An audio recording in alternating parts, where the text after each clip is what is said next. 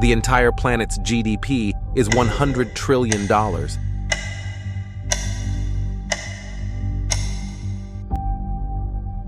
So for you to be a trillionaire, you will have to own 1% of the entire planet's wealth. That's the true definition of being in the top 1%, no pun intended. Now, for Bezos to become the first trillionaire... So, how do you get to a trillion? Well, part of the answer is... But that's so much money, man. I already explained, in perspective, how big 1 trillion is in the previous video. But isn't that interesting? So interesting, in fact, that you guys asked for part 2. So without further ado, let's jump right into it. You know, when you go and you look at your net worth, it's too much money to even spend in a lifetime. The richest men currently are just 5 times less than $1 trillion. And the reason why we know them is because they can't hide. They own public companies that are quite well known globally, which means we have some guys hiding. Let's say you want to be a trillionaire, but then there's always a catch. You have to be selling a commodity that 100% of the population needs. There's one commodity you have that we want so badly. Oil. And where does most of the oil come from? That's quite interesting because Saudi Arabia is a monarch, which means it's led by a king or prince. That is one person who is in control of all that oil. And of course, as the prince, you're not going to tell the masses it's your oil. What? No! Just tell them it belongs to a company called Saudi Aramco. There's a king of oil. It has to be Saudi Aramco. It is the largest energy company in the world. Saudi Aramco is the state-owned oil company of the Kingdom of Saudi Arabia. And you won't be foolish to attach your name there. Yeah, because you don't want to attract any unwanted suspicion.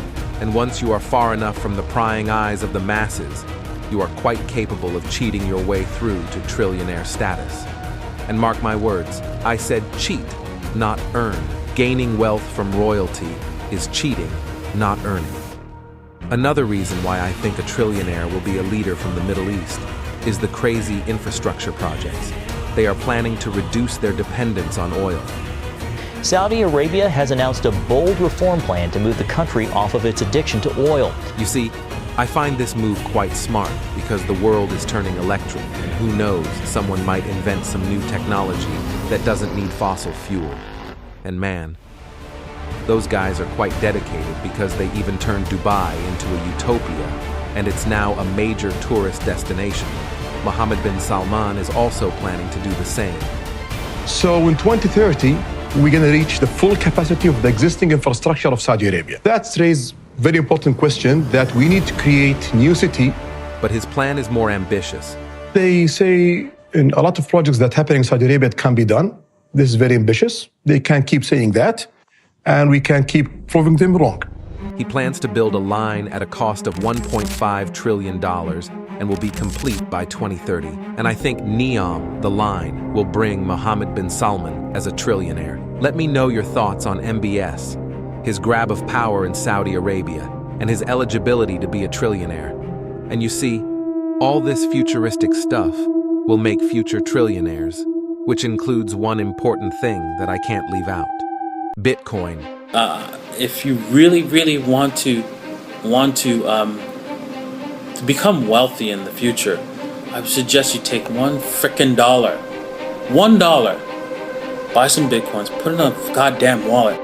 One Bitcoin is currently worth $64,000. This system is bigger than you really can perceive right now. Man, if only we listened to this man. This is him now. I know you're asking how Bitcoin is meant to make the first trillionaire. Vitalik Buterin. He is the co-founder of Ethereum. Vitalik is among the largest whales in crypto and one of the top individual Ethereum holders. He owns around 0.23% of the total Ethereum supply, worth $872 million. And that's just one person. Brian Armstrong, crypto billionaire. The Winklevoss twins, crypto billionaires. Changpeng Zhao, crypto billionaire. The value of Bitcoin is always going to increase because it's one of the most trusted ways to store wealth. Hey, This is the richest guy in the world from crypto. These guys own shares of their Bitcoin exchanges that are now valued at billions of dollars. But in the next 10 to 20 years, those billions will turn into trillions of dollars. But be cautious. This doesn't mean that some geek can't appear out of nowhere and try to scam you. Yeah, I'm talking of Sam Bankman-Fried. He pulled off a nasty scam with FTX. If you want to understand the details of the FTX scandal and how Sam Bankman-Fried managed to rip people off, check out this video on James Janney's channel. Anyways, Bitcoin is so important that some countries are actually adopting it. The perfect example of a country doing this is El Salvador. And then you have all of the problems with the current monetary systems. And the Bitcoin system is so perfect that I think it's going to be the future. Nayib Bukele, the president, understands that for you to make a country better and richer, Bitcoin is the way and the future, and indeed, some trillionaires will come from El Salvador. Now let's shift from Bitcoin to the oldest industry, agriculture. The food industry, the backbone of the economy in most countries, including the United States. And speaking of the US, did you know that Bill Gates is the largest private owner of farmland in the US? Bro, just hacked this. Like I said, for you to be a trillionaire, you need to control something that everyone wants. Right now, he wants to control our food and our health. And brother, you need food. From who? Why is Bill Gates buying all this agricultural land when he's not a farmer and he's not using it in the way that these breaks were set up to be used? Bill Gates, of course. Why is Bill Gates buying up all of the farmland? Yeah, that's because control of food. Not only control the food, it's deeper. Yeah, you're right, Dr. Umar. It's deeper. He's planning to be a trillionaire. But I'm not sure whether he'll make it to trillionaire status before his death, cause he's like 69 years old in the making of this video.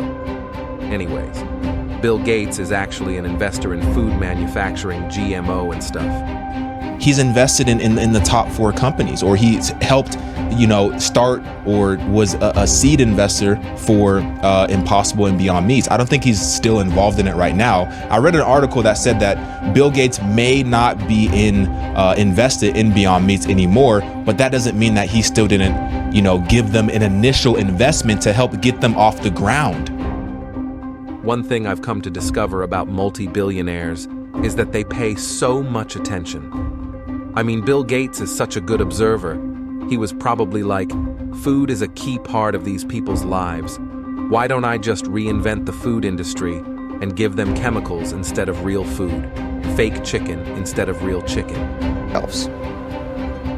This morning, the USDA has approved cell-cultivated meat to be sold to the public for the first time. So that's where it all starts, just a few cells. 2 cultivated meat producers now getting the green light to begin commercially selling their chicken, not raised on a farm, but in a facility. And how will I implement that? Buy the majority of the farmland. That way, I have leverage over all humanity. And I find this interesting because if you manage to have control on what people eat, and happen to have a monopoly over that, getting to $1 trillion is pretty easy. The only hindrance is time and antitrust laws. The same happens to Jeff Bezos all the time.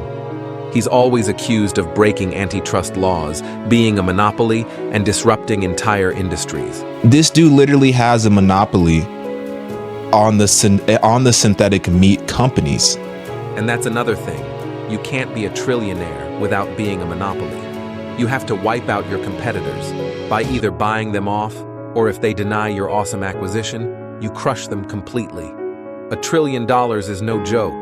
You gotta be brutal. A business worth $1 billion is given one name, a unicorn.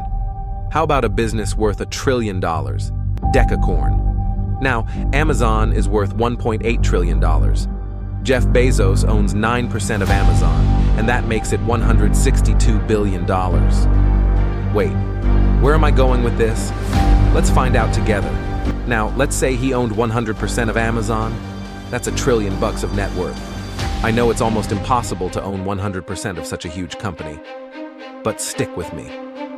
Telegram, an instant messaging app. similar to WhatsApp, was founded by Pavel Durov, a smart Russian entrepreneur. Telegram is worth $30 billion. And now here comes the interesting part. Durov owns 50% stake in the company, which is $15 billion. His brother owns the other 50%. You know, this is quite unusual, unlike Jeff Bezos, who just owns 9% of Amazon, but $30 billion is not quite much.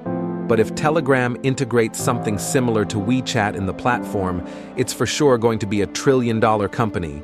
And if it becomes a $2 trillion company, we have two trillionaires, Pavel and his bro. But Mark Zuckerberg, aka the Lizard King, can't just watch an opportunity being snatched away like that.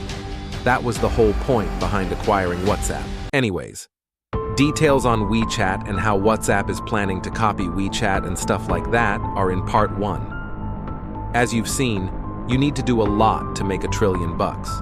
You need to take over industries, take advantage over people's attention, create better things for humanity. But